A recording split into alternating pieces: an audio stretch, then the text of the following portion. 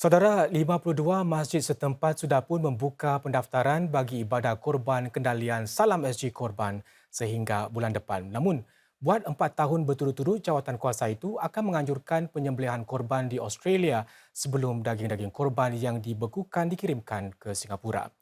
Persoalannya kini, adakah penyembelihan korban secara fizikal di Singapura sekarang hanya dilaksanakan syarikat-syarikat swasta saja? Dan apakah ini satu norma baru untuk masyarakat Muslim setempat? Analisis minggu ini mendapatkan jawapannya daripada pengerusi Salam SG Korban Ustaz Khairul Anwar Muhammad Aznan.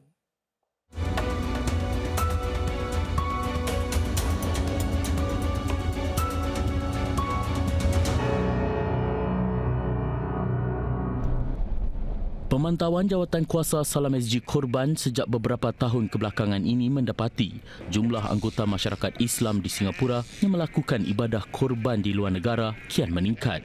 Jawatan kuasa melibatkan masjid-masjid setempat itu juga mendapati para sahibul korban tempatan juga memilih agar daging korban di luar negara dibawa masuk ke Singapura untuk diagihkan kepada para penerima di sini.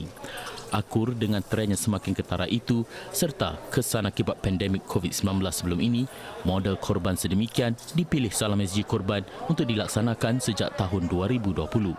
Buat masa ni, sektor masjid sedang melaksanakan proses pemikiran dan pembelajaran semula demi mempertingkatkan fungsi utama serta operasi bagi menawarkan khidmat yang lebih baik kepada masyarakat. Ini termasuk menyemak semula semua penggunaan ruang di masjid dan bagaimana khidmat seperti solat hari raya, ibadah kurban dapat dipertingkatkan bagi memberikan pengalaman yang lebih baik buat para jemaah. Jadi ikuran daripada usaha semakan ini, pihak masjid mendapati bahawa model kurban luar negara yang ditawarkan kini merupakan model yang lebih baik dan lebih sesuai buat masa kinilah. Sejak pandemik juga, masjid-masjid telah pun memulakan melaksanakan ibadah kurban di luar negara dan kita dapati bahawa hal ini tidak sedikit pula mengurangkan nilai daripada ibadah korban tersebut, di mana haiwan korban yang dikorbankan di luar negara diterbangkan semula ke Singapura dan dagingnya masih dapat dikongsikan bersama dengan keluarga dan golongan yang berkeperluan. Lantaran itu, Ustaz Khairul mengajak masyarakat Islam setempat agar sama-sama memanfaatkan tujuan sebenar ibadah korban itu.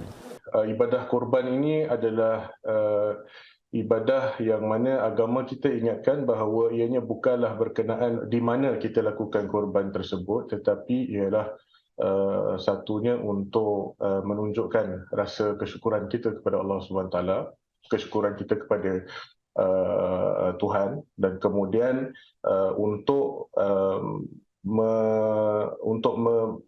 melakukan kebaikan supaya hasil daripada korban tersebut dapat dinikmati oleh orang-orang yang memerlukan, mereka yang memerlukan. So tak kisah di mana saja kita lakukan korban, keberkatannya tetap sama. Ustaz Khairul menambah masih ada lagi banyak wadah dalam pasaran yang boleh dimanfaatkan para sahibul korban bila merujuk kepada entiti-entiti privat mahupun badan-badan bertauliah yang menawarkan ibadah korban fizikal di Singapura mahupun ibadah korban lain yang juga dijalankan di luar negara. Apabila ditanya sama ada model korban Salam SG Korban itu akan kekal sebagai norma baru, ini jawapan Ustaz Khairul. Pasukan Salam SG Korban akan terus melakukan tinjauan untuk menambah baiklah operasi ibadah korban dan bagaimana ibadah korban itu akan terus dilaksanakan. Apa yang boleh kita katakan di sini, walaupun operasi korban ni agak berbeza daripada tahun-tahun sebelum COVID, namun kami rasakan ianya tidaklah mengurangkan semangat dan juga nilai-nilai yang ditonjolkan pada setiap kali masuknya musim korban. Para jemaah tetap boleh datang ke masjid untuk membuat tempahan. Para sukarelawan terus menyumbang masa dan tenaga untuk membungkus dan menghantar daging-daging korban. yang diterbangkan kepada para penerima lah, dan semangat kebersamaan, semangat ihsan dan semangat memberi ini terus berterusan di masjid-masjid kita. Pendaftaran bagi ibadah korban di bawah Salam SG Korban akan ditutup pada 23 Jun tertakluk pada bekalan kambing.